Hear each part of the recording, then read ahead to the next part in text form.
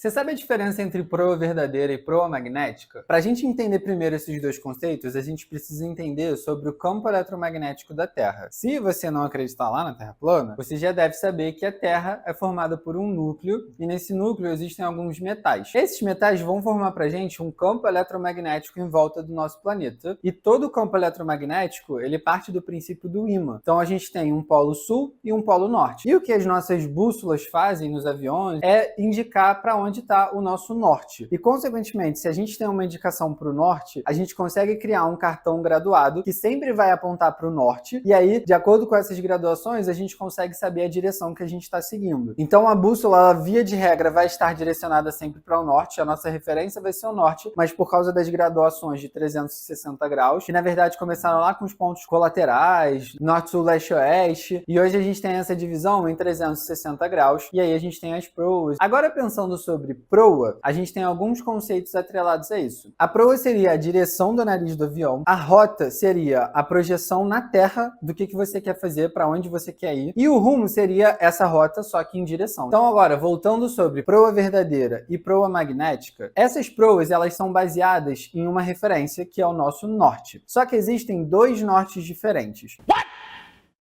Existe o norte magnético, que é esse norte que eu falei, em relação ao magnetismo da Terra. E existe o norte verdadeiro, que pensando ali em latitude, longitude, em divisão da Terra e tudo mais, a gente tem um norte verdadeiro que seria o ponto em que a Terra faz o movimento de rotação. A gente tem diferença entre o norte verdadeiro e o norte magnético. O magnético, ele movimenta de acordo com o tempo. Existem até uns mapas mapeando para onde esse norte vai. E o norte verdadeiro não. O norte verdadeiro é o norte lá, seria o topo da Terra. Então, a proa verdadeira, ela vai estar baseada no norte verdadeiro. A proa magnética, ela vai estar baseada no norte magnético. A diferença entre esses dois nortes é que vai ser a diferença entre essas duas proas. Por exemplo, se eu tenho o meu norte verdadeiro e o norte magnético para esse lado, a gente vai ter uma diferença aqui. A gente teria a proa verdadeira se baseando no norte verdadeiro, a proa magnética se baseando no norte magnético. Então, por exemplo, se fosse na proa 090 de proa verdadeira, então a proa verdadeira seria a proa 103, no caso desse exemplo que eu dei. Essa é a principal diferença entre a proa verdadeira e a proa magnética.